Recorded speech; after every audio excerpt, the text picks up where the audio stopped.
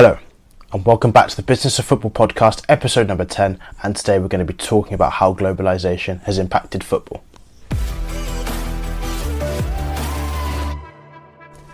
Hello everybody, and I hope you're all well. I just want to start off once again by saying a massive thank you. You absolutely killed it with the support on the previous episode, and given the fact that it's the first interview as well, there are many more to come, I can promise you of that.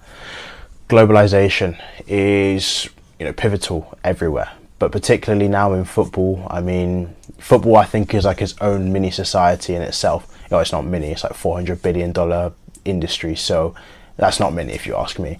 But what that does mean is that there's such a scope and variety of opportunities and places that you can go and maximize, little avenues that you might not think are possible, but you just have to kind of open your eyes and look into it and see that, wow, people are now trading with businesses across the world purely in sport, and it's opened up massively.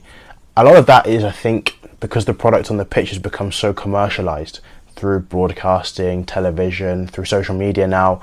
It's just becoming this situation where you can be so connected to a brand or an organization that's across the world, similar as you could do obviously in any sport, but it's just more football fans across the world, so naturally it's bigger.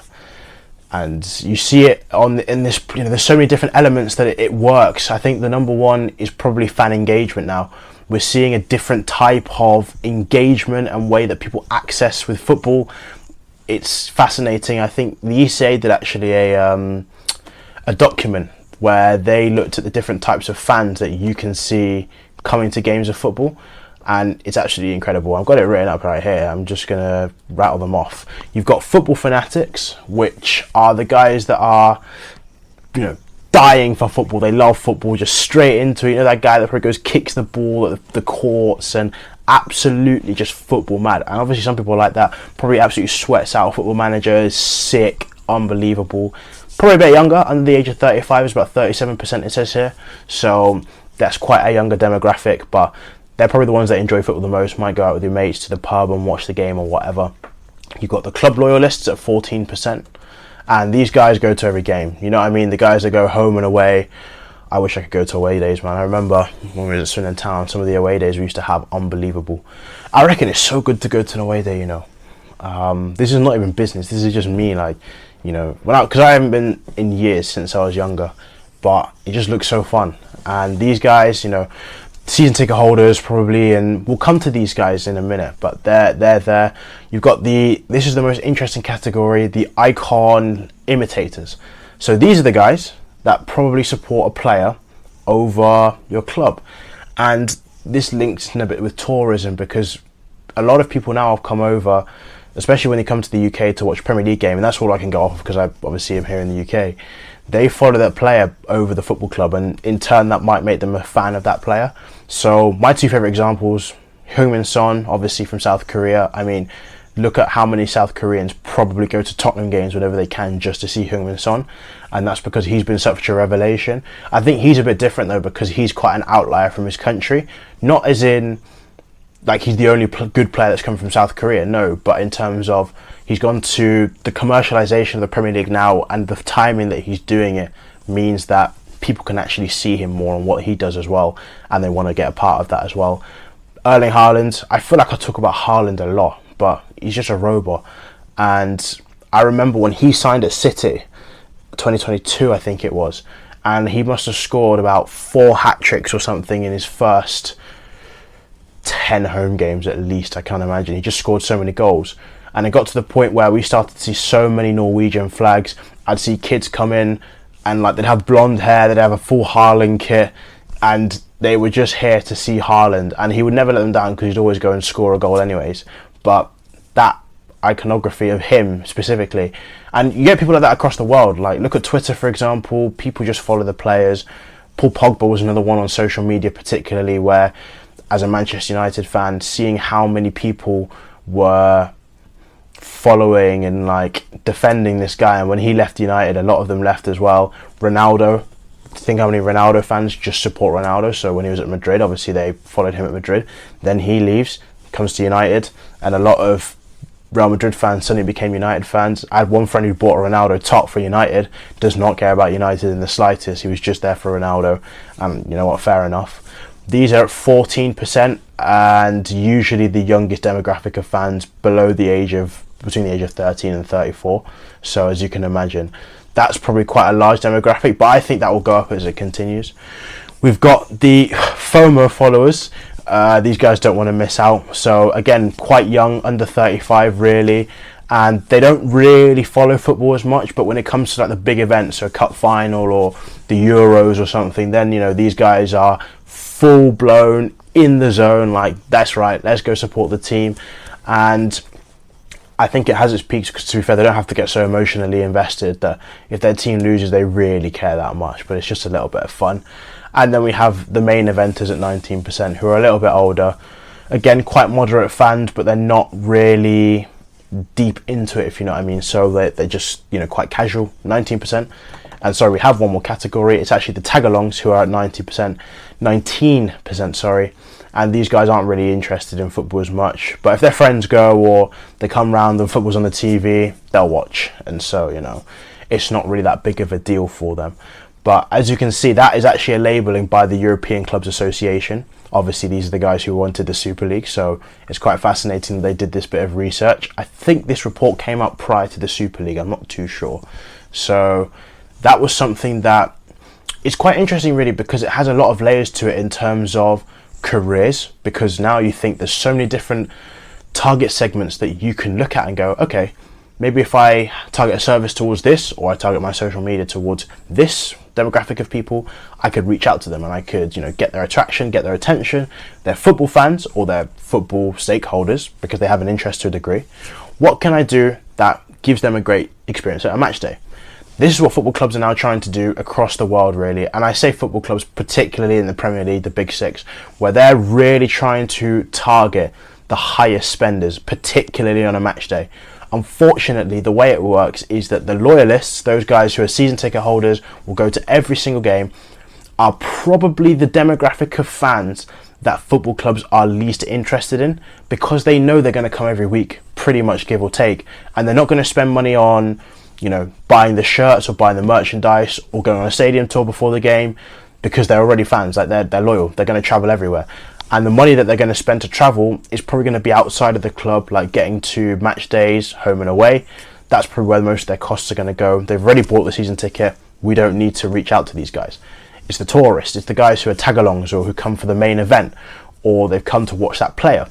They are going to target the crap out of these guys in terms of marketing, pushing things right in front of their faces. Or you're coming to this game, have this email push notification about Haaland, have this push notification about De Bruyne, about Bruno Fernandes, about Mo Salah, whoever it is.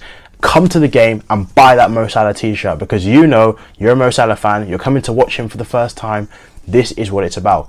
I'm pretty sure, oh my god, I've actually forgotten it now, wasn't it when Inter Miami went to China for a preseason game with Messi, and then he got injured and half the people were demanding a refund, so they just were there to watch Messi. They weren't even there to go and watch the game of football. And it's like, okay, well, fair enough, you've clearly got your priorities in check, but that's the way it is now. People just follow these players pretty much, and it's just going to get, I think it's going to get more and more, because social media, now these guys are not just football players, they're actually people that you think you can connect to, because they let you a little bit more into their daily lives on social media, and they put notifications out so you can hear from them, not just through the club but actually through themselves, through their brands. So their iconography and status is just increasing and increasing and increasing. Now you've got agencies that are working with these guys and partnering with these players because they know that their fan base is going to engage with them. Same with influencers, for example. I always talk about influencers, but it's really fascinating because football is so global now that you can become a content creator on social media. You don't even have to just think about talking about opinions for people in the UK. You can talk about people across the whole world who are going to take interest in the game here because you're in that country or the football game is massive. So the opportunity in terms of influence is crazy. The opportunity in terms of marketing, now there are loads more marketing agencies coming up because football is so big. Social media is only getting bigger and more easier to access the world. So they've realized that, okay, we need to create more marketing, sometimes centralized and personalized marketing depending on the area. So Brazil, wherever it is, Asia, Africa, all these different countries and continents are now having, depending on where they are, specific type of marketing and merchandising. That's going to create more opportunities in that sector, because you think they're going to need more people to be able to do this now, with AI coming involved as well, and fan engagement strategies like CRM, so capturing data, all these quite technical terms, but in the simplicity is just trying to capture more data and bring more people to England to come and watch a game of football and spend money, or to subscribe to all the content, subscribe to all the websites, subscribe to all the TV channels, and just spend money in the brand, in the club, continuously, keeping that fan in the loop.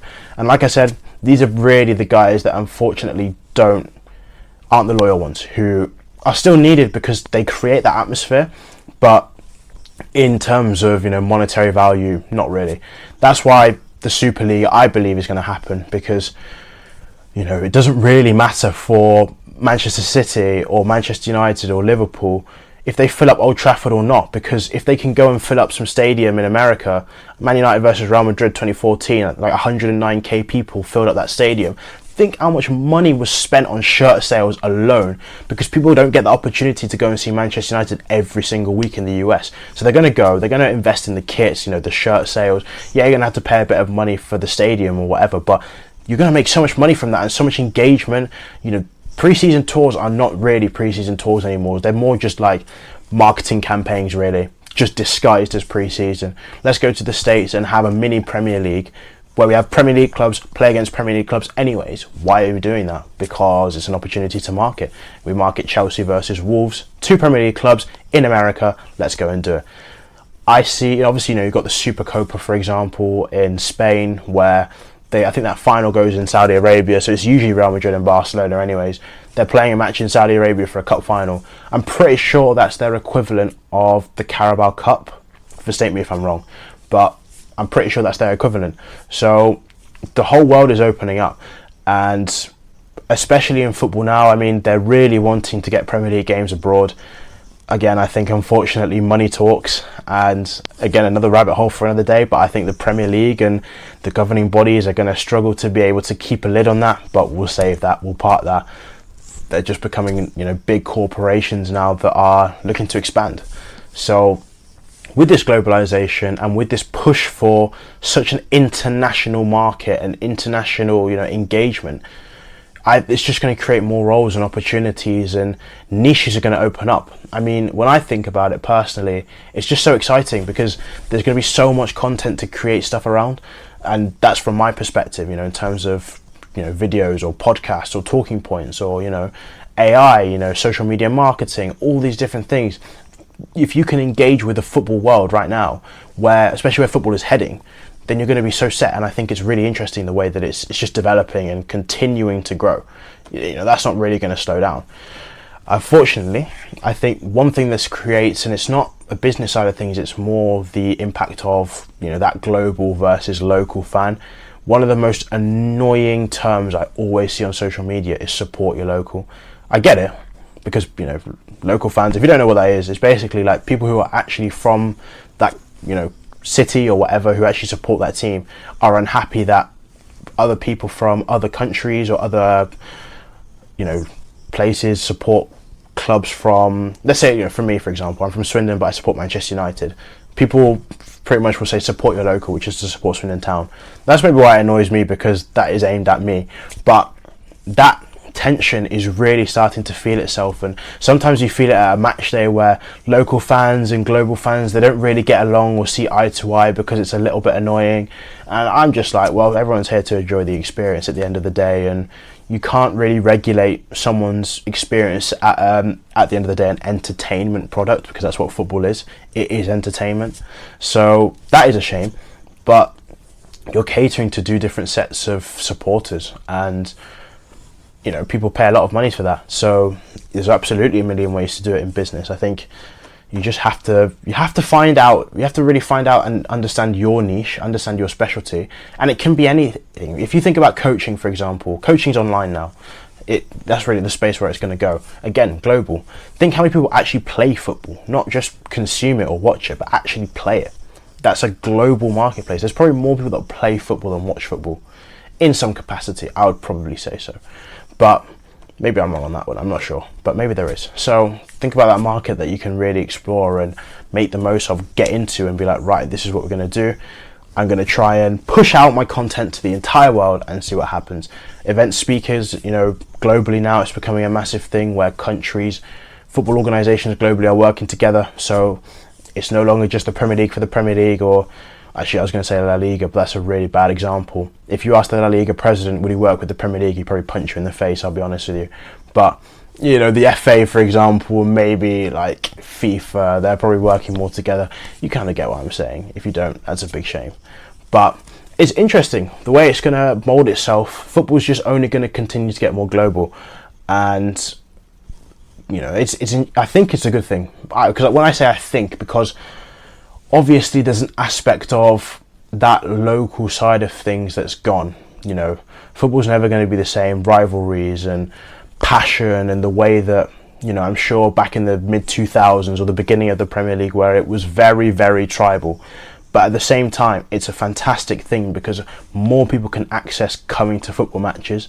It's an experience that is amazing, and if you've never been to a football match, I would really love you to go. It's amazing. It's just one of the best experiences you can genuinely ever have, especially a good Premier League game or a good League 2 game. Actually, I'd say is probably better.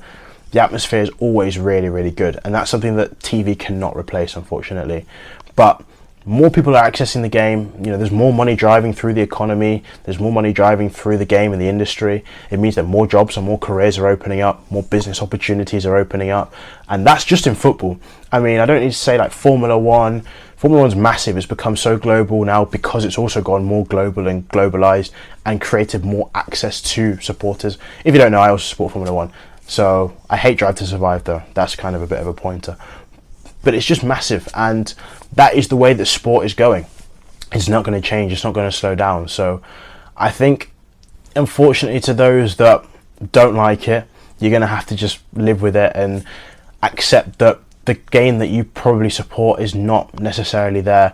I mean, the big six clubs, let's say, the Premier League clubs in most cases are gone, but particularly the big six, they're never going to come back in terms of being local and to the point. They'll do initiatives which are great, and all of them do really good initiatives in their local community. I'm not saying that, but what I'm saying is, in terms of being for the you're not going to get tourist supporters coming in, or people coming from across the globe, or people who don't support your team from your country, from your city.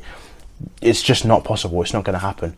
So you have to pretty much just get used to it and accept that this is the way that football is now.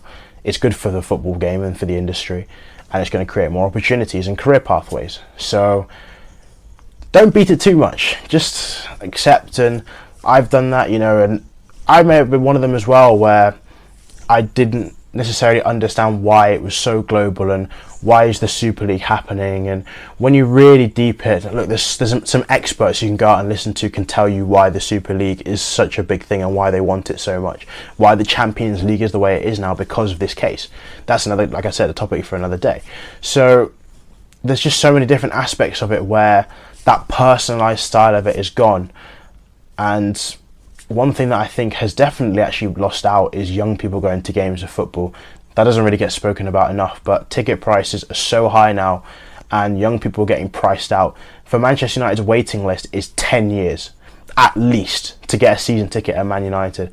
I've been on that waiting list for 4 years now, and I'm so impatient to wait another 10 years, so it's just ridiculous. But because there's such a supply for it, a demand for it, and also number two, the costs are so high anyways that probably by the time I get there, it's just going to probably be more expensive to get a season ticket. So it's a challenge, and